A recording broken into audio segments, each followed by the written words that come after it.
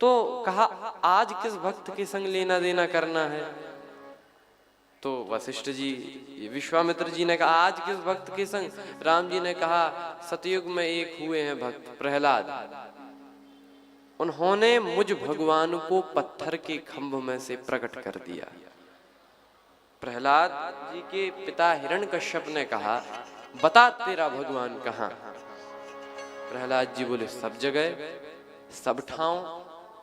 तो क्या इस पत्थर के खंभे में भी, खंभ में? तो प्रहलाद जी ने कहा हाँ, और जहां भक्त की हाँ भगवान वहां हाँ सुन के नर के हरि जागे, श्री नरसिंह भगवान प्रकट हो गए। और जब से श्री प्रहलाद जी ने पत्थर के खंभ में से भगवान को प्रकट कर दिया, उसी दिन से पाषाण प्रतिमाओं के पूजन की पावन परंपरा प्रारंभ हो गई। तभी से हम पत्थर की मूर्तियों में भगवान को पूजते हैं, क्योंकि प्रहलाद जी ने पत्थर में से भगवान को प्रकट किया। तो राम जी ने कहा कि एक भक्त ने मुझ भगवान को पत्थर के खंभ में से प्रकट कर दिया, तो गुरुजी मैं कैसा भगवान जो एक पत्थर की शिला में से भक्त को भी प्रकट न कर सकूं। इसीलिए मुझे ये आचरण करना है। राम जी गुरुजी की आज्ञा लेकर आगे बढ़े। तुलसीदास जी कहते हैं जैसे ही अहिल्या जी के जो शिला रूप में हैं, उनके ऊपर भगवान ने अपना चरण रखा। राम परसत पद पावन, शोक न सावन, प्रगट भई तप पुंज सही, देखत रघुनायक जन सुखदायक, देखत। ये श्री रामचरितमानस में तुलसीदास जी कहते हैं राम पद पदुम पराग परी, राम पद पदुम पराग परी, राम पद पदुम पराग परी, राम पद पदुम पराग परी। श्री विनय पत्रिका का पद राम पद पदुम पराग पदुम पराग परी, राम पद पदुम पराग परी।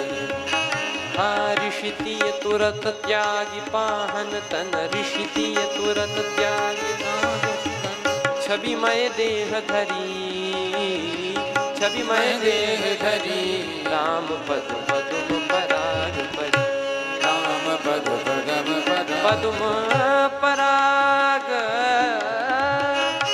परी परी पराग परी, राम पद पदुम पराग परी, राम पद पदुम पराग परी, पदुम पराग परी, पराग परी पराग परी, राम पद पदुम पराग परी।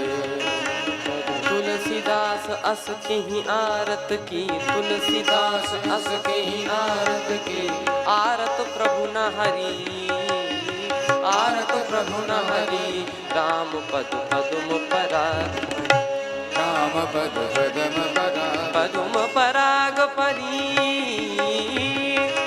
पदुम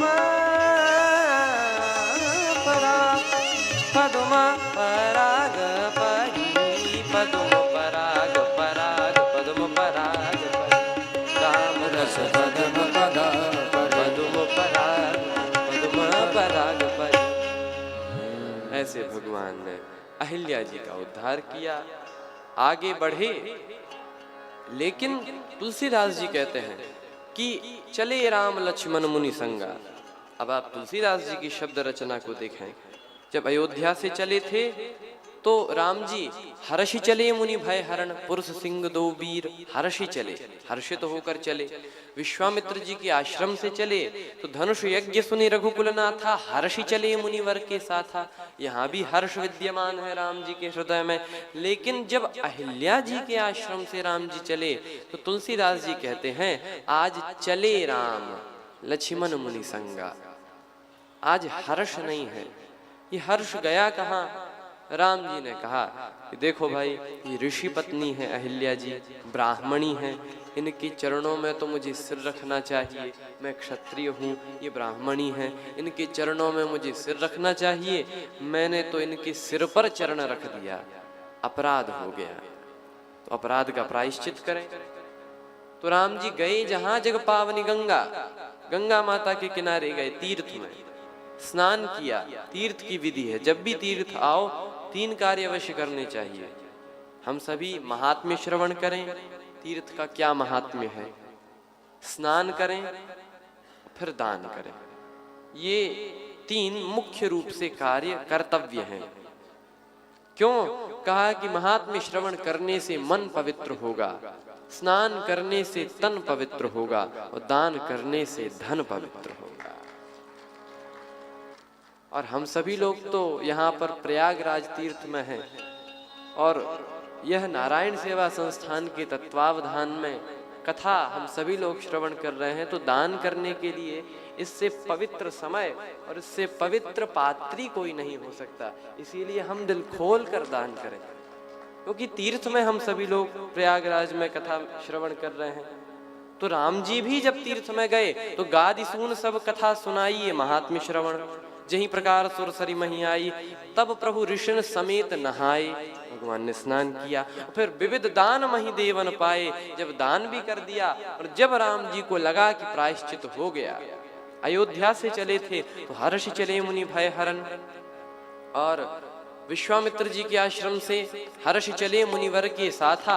अहिल्या जी के आश्रम से जो हर्ष चला गया था, क्योंकि मन में लगा कि मैंने दोष किया है कुछ, लेकिन जब तीर्थ में आकर उस दोष का प्रायश्चित कर लिया तो राम जी के लिए फिर तुलसीदास जी लिखते हैं, हर्षि चले मुनि वृंद सहाया, हर्षि चले मुनि वृंद सहाया, हर्षि चले मुनि वृंद सहाया, हर्षि चले मुनि वृंद सहाया, वेगी विदेह नगर नियराया, नगर नियराया, वेगी विदेह नगर नियराया, वेग विदेह नगर नियराया, हर्षि चले मुनि वृंद सहाया, हर्ष चले मुनि वृंद सहाय, मुनि वृंद सहाय।